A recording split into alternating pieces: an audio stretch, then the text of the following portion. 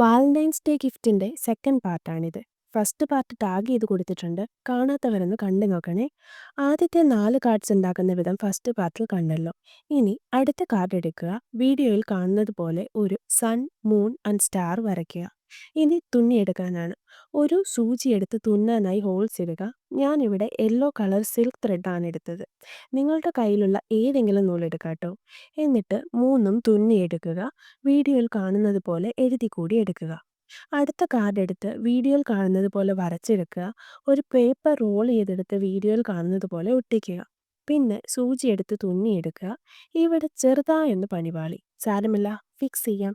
ഇനി same colour ക്രയോണർ ഏതെങ്കിലും colour എടുത്ത് ഇതുപോലെ വരയ്ക്കുക. പണി പാളിയത് ഫിക്സ് ചെയ്യാൻ ഞാൻ ബാക്കിയുള്ള നൂലെടുത്ത് ഇതുപോലെ ഒട്ടിച്ചെടുത്തു.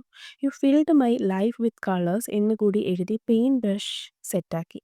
അടുത്ത കാർഡിൽ സെന്ററിലായി ഒരു ഹാർട്ട് വരച്ച് അതിൽ കണ്ടാൽ ഭൂമി പോലെ തോന്നിക്കും വിധം വരച്ച് കളർ ചെയ്തെടുക്കുക. യു ആർ മൈ വേൾഡ് എന്നെഴുതുക. പണി കഴിഞ്ഞു. തൽക്കാലം ഇത്രയും കാർഡ്സ് മതി. വാലന്റൈൻസ് ഡേ ഗിഫ്റ്റ് ആണെങ്കിൽ ഹാപ്പി വാലന്റൈൻസ് ഡേ എന്നോ ബർത്ത്ഡേ ആണെങ്കിൽ ഹാപ്പി ബർത്ത്ഡേ എന്നോ എഴുതി ഒരു റിബൺ വെച്ച് കെട്ടിയെടുത്താൽ ഗിഫ്റ്റ് റെഡി.